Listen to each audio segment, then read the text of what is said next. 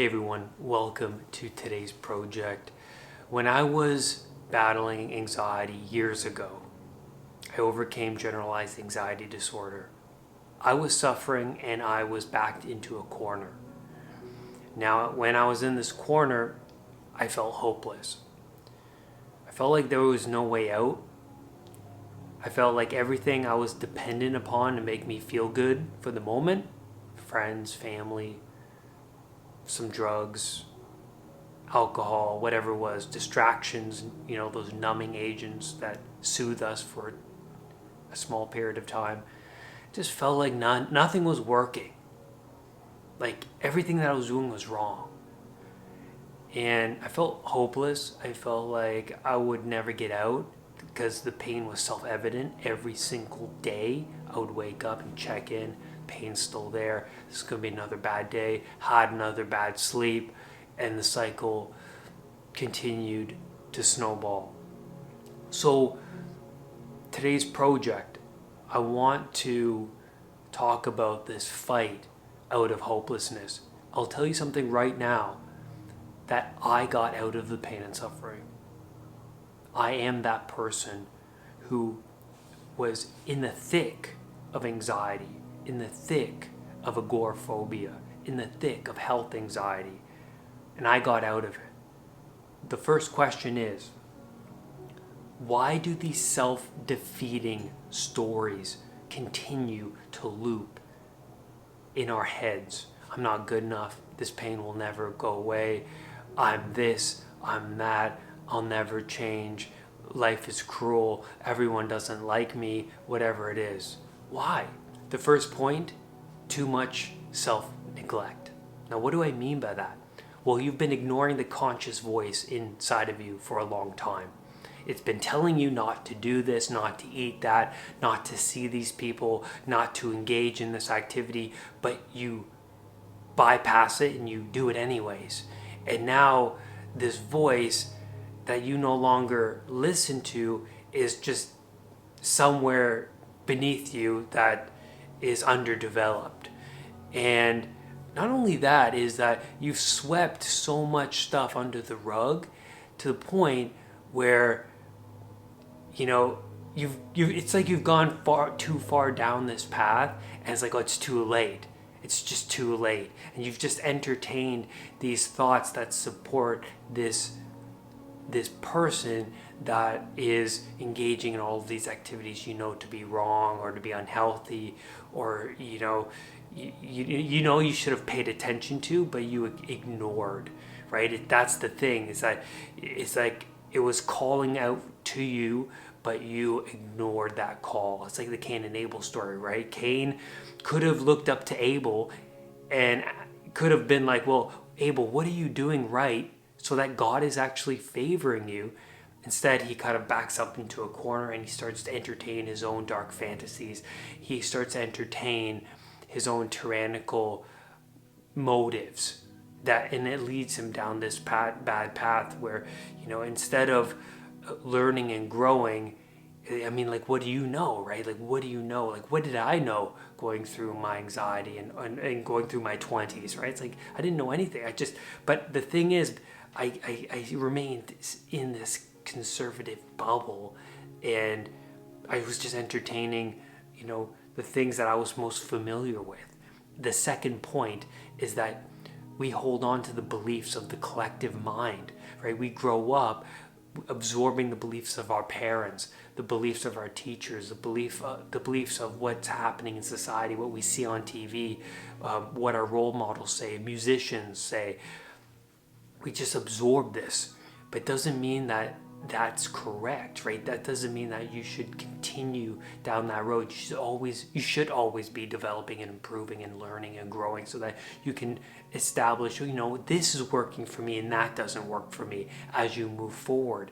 The next point I want to say is you want the pain to end now. That's why you're getting all of these negative thoughts, is you want to solve the problem right now, and because you're not solving the problem right now, like we all want, right? That's why we take the medications in a hurry. That's why we quickly go out and see the doctor in a hurry. That's why we go quickly pull up our phones or whatever it is. we want the pain to end right now.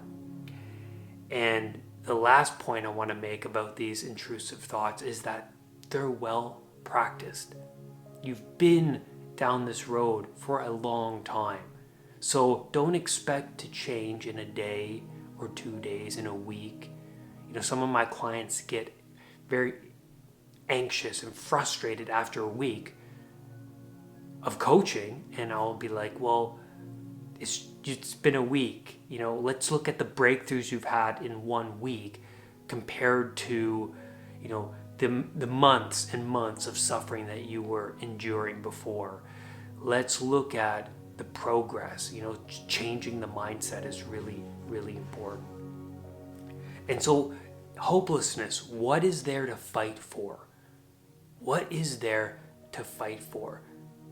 I would say the spirit of who you could be. The spirit of who you could be. It's important that you have a mentor, that you have somebody who went through the same pain as you and overcame that pain. They have the tools and strategies and structure, because anxiety disorder, not enough order. There are too many snakes to contend with and to grapple with.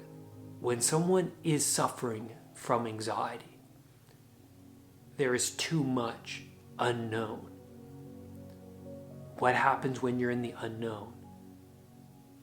All your senses heighten. There's too much to pay attention to. You're in unfamiliar territory. What has been deemed irrelevant before is now relevant, right? You don't know where you are. So now you have to pay attention to everything in order to move yourself out of the unknown. Like a video game. When I was playing Breath of the Wild, Zelda Breath of the Wild, what's so interesting about the game, and like most video games, is that you wake up, right? In this game, he wakes up into this world that he doesn't know where he is. He doesn't know, and then out into the map I go, and I'm like running around the map, and it's like, oh my God, look at everything. This is so crazy. Look how big the world is. I don't know where to go. I don't know what to do.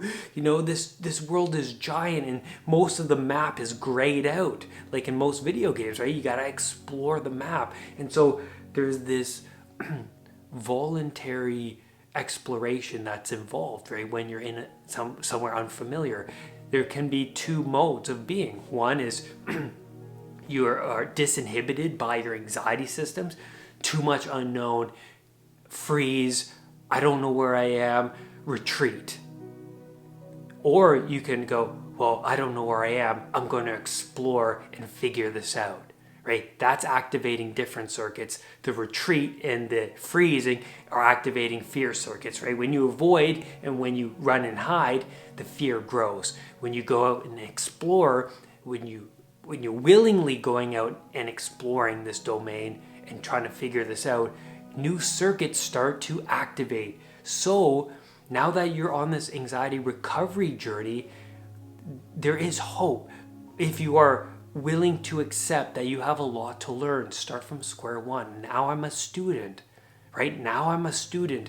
What can I do today to be better than I was? Well, for me, I remember just sitting around listening to podcasts of my mentors who overcame anxiety and learning what they did, right? I was rearranging my values hierarchy. I used to value all of these things, like going out with my friends, smoking weed, going pornography, playing video games, going out in the car, listening to music. And then I was like, well, you know what? Anxiety is most relevant right now. The unknown is what's most dominant right now. What do I need to do to navigate through the unknown? Okay, well, I need to learn how to navigate through the unknown, learn about anxiety. And when I started to learn about anxiety, I was like, oh my God, I have to adopt mindfulness, and I have to start to meditate and calm down my sympathetic nervous system. I have to start eating better. I have to quit caffeine. I have to go to bed earlier and wake up earlier. And it's like all these things start to manifest. It's like, oh, I got to rearrange my entire being. And then now you have to jump into this unknown and take a leap of faith when it comes to burning off so much of what doesn't work for you. And that's what stops a lot of people from real change. That's what stops a lot of people. They are too afraid to let go of what they're clinging to right now.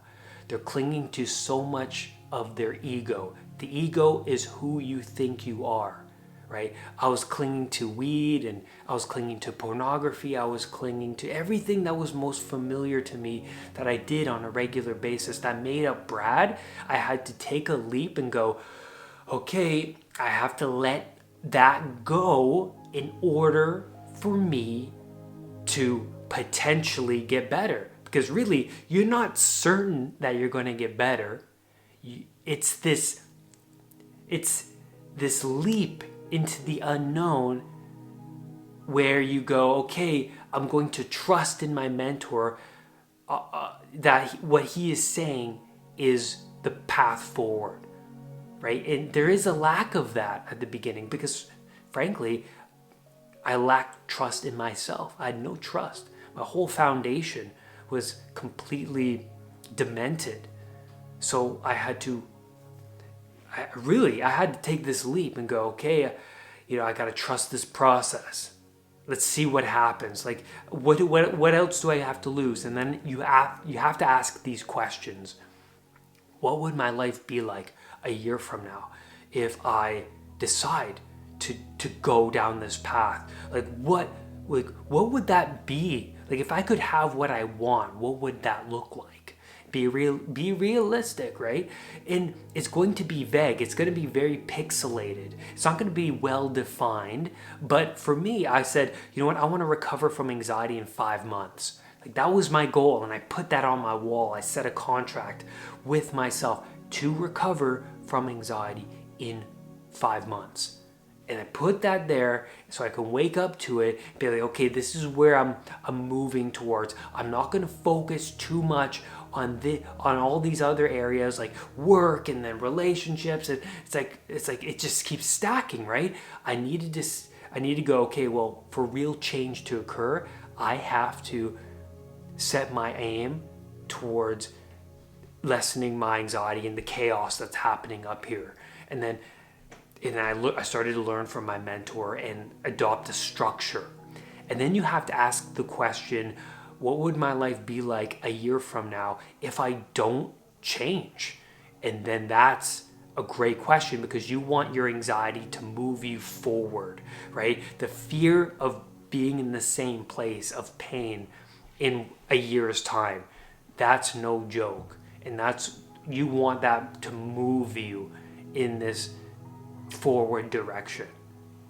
Now, when you shine a light on all of these parts of you that aren't working for you, that you need to change and sacrifice in order to move forward, and this is what I believe to be the case, meaning comes from the pursuit of these sacrifices and striving towards a higher aim, a higher vision of yourself.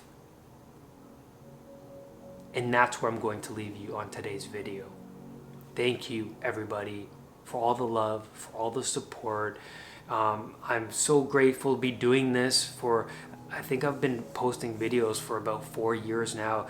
And to be honest and open about the suffering that I went through and to continue to move in the spirit of who I could be with you here following me I'm really grateful for it to be part of this anxiety recovery community. Rise above anxiety. I will see you next time. Make sure you hit that subscribe button and that bell so that whenever a new video of mine appears, you will be one of the first to know. Namaste.